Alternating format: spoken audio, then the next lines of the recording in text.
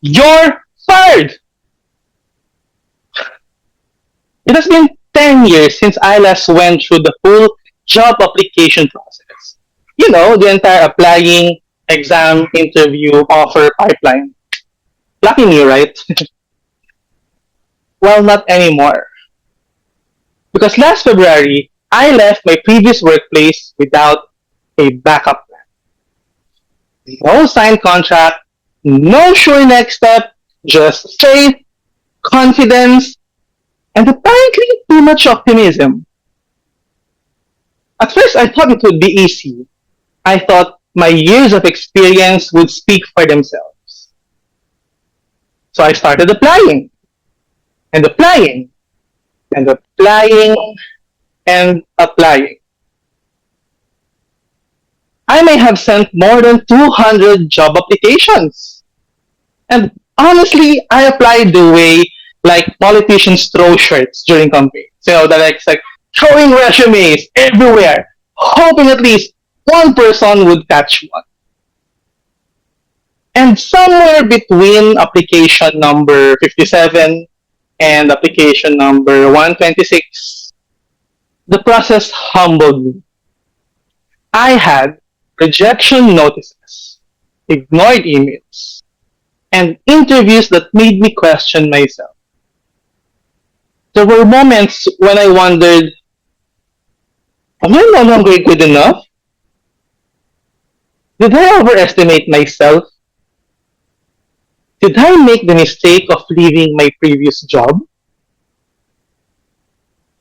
Because perhaps the hardest part about job hunting is that it does not only test your qualifications, it also tests your confidence. But somewhere between the assessments, the interviews, and the sleepless nights of constantly refreshing my inbox, I realized that job hunting is not just about finding work. It's also about learning how to believe in yourself again. And through this experience, I learned three lessons. First, adaptability matters. Initially, I kept sending the same resume everywhere, hoping something would stick. But eventually, I realized that one resume does not fit every opportunity. Different industries look for different strengths. And so, I adjusted. As to date, I have six different CV formats for communications, government relations, executive assistance, project management, and even for teaching and research roles. Yes, six. And I'm still crafting more templates. Not because I wanted to look fake or tailor fit, but because growth requires adaptability. Second, do not undersell yourself. Many of us minimize our own achievements. We say, maliit lang naman yung ginawa ko. Basic task lang naman yun. Okay na yun. But when I reflected on my experiences, I realized I had already done meaningful work.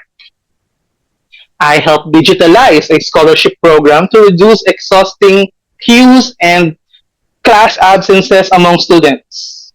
I created communication materials during an earthquake crisis that gained national and international attention. And I spearheaded a government program that delivered services to 12,000 beneficiaries in four separate occasions.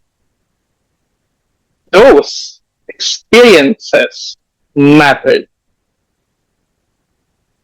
Confidence is not arrogance, and honesty does not require making yourself small. Oftentimes, the hardest person to